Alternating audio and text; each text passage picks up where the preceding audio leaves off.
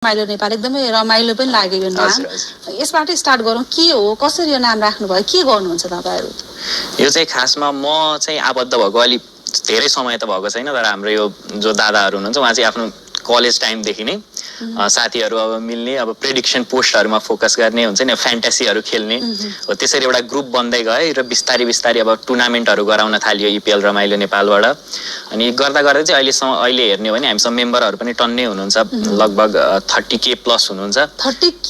यस हुनुहुन्छ। अनि सो अहिले पनि हामी टुर्नामेन्टहरु गरेर आउँछौं, फन्ड कलेक्ट गरेर सकेसम्म स्पोर्ट्समै केही गर्न सकिन्छ कि भनेर त्यता पनि लागिरहेका छौं। सो भनेपछि यहाँहरुले फन्डको लागि स्टार्ट गर्नु, सुभाषलाई पनि थाहा छ यो ग्रुपको बारेमा? म पनि अब मेम्बर हुन, जेनरल मेम्बरको रूपमा चाहिँ उहाँहरूले जुन हिसाबले अब इनसाइड त त्यो भनौँ न, त्यो सोशल मिडियामा मात्र सीमित नभएर चाहिँ मलाई थाहै थिएन मेम्बर हैन। मैले भन्नु खोजेको चाहिँ उहाँहरूको जुन काम छैन त्योबाट चाहिँ अब सपोर्टर्स भनौँ न, इपिएल हेर्ने टिमहरूको सपोर्टर्सहरूको पनि एउटा कम्युनिटी बनाएर चाहिँ नेपाली फुटबल, नेपाली स्पोर्ट्ससँग कनेक्ट भएर सोशल मिडियामा मात्र लिमिटेड होइन कि अन ग्राउन्ड नै उहाँहरूले जुन एक्टिभिटी गर्नुहुन्छ, अब त्यसमा पनि अब हाम्रो भनौँ न हाम्रो एउटा पेसाबाट पनि र सँगसँगै एउटा फ्यान भएको हिसाबले पनि जोडिन पाउँदाखेरि चाहिँ जस्ट अलिकति डिफ्रेन्ट चाहिँ हुनुहुन्छ उहाँहरू अरूभन्दा चाहिँ। जस्तो मैले भर्खरै पनि सुनेको थिएँ यहाँले भलिबलमा कुमार राईलाई सम्मान पनि गर्नुभयो होइन? कस्तो भन्नाले अरू स्पोर्ट्ससँग पनि यहाँहरू जोडिनुहुन्छ, काम के गर्नुहुन्छ एक्ज्याक्टली? मेन त हाम्रो सुरुमा त अब इपिएलबाटै, अब अहिले जुन हाम्रो चेल्सी नेपाल, आर्सेनल नेपाल छ, सबैलाई एकैचोटि सँगै ल्याएर होइन, प्रिमियर लिगको माध्यम फ्यानहरूलाई सँगै ल्याएर हामी अगाडि बढ्ने हाम्रो कुरा थियो। तर अब अहिले हेर्दाखेरि चाहिँ नेपालमा अरू स्पोर्ट्स जस्तै क्रिकेट भयो, भलिबल भयो, यो पनि एकदम उदाइरहेको छ नि त। सो अब अरू स्पोर्ट्सलाई पनि त हामीले हेल्प गर्न सक्छौँ, अरू स्पोर्ट्सलाई पनि हामीले अहिले चिनाउनु पर्छ भन्ने हिसाबले चाहिँ हामी अरू स्पोर्ट्समा पनि फोकस भएर होइन, त्यो हिसाबले त्यतातिर कन्टेन्ट बनाएर हुन्छ कि होइन, उता कसरी हेल्प गर्न सकिन्छ त्यतातिर पनि हामी अहिले लाग्दैछौँ। वेलफेयरको कामहरू पनि गर्नुहुन्छ? हजुर, वेलफेयरको कामहरू पनि हामी गर्छौँ। हामीले वेलफेयर फन्ड भनेर छुट्याएको हुन्छौँ। सो एक वर्षमा एकचोटि चाहिँ हामी कुनै एउटा फुटबल टिम अथवा कोही प्लेयर जसलाई जरुरत छ हामी हेल्प गर्नलाई त्यो हिसाबले चाहिँ अगाडि बढिरहेका छौँ। एकदमै राम्रो रहेछ कन्सेप्ट पनि। र आफै चाहिँ फन्ड कसरी कलेक्ट गर्नुहुन्छ, यहाँहरूसँग प्रायोजकहरू कतिको छ त?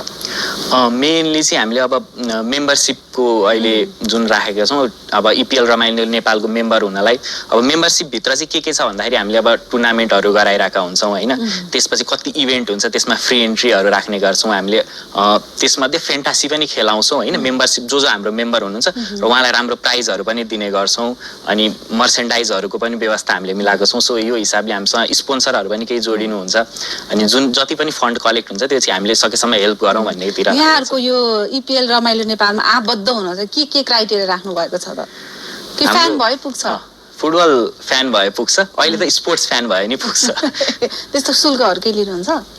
मेम्बरसिपको भनेर चाहिँ हामीले केही लिन्छौँ, अनि त्यो भित्र चाहिँ अब धेरै उहाँहरूलाई पर्क्सहरू चाहिँ धेरै छ।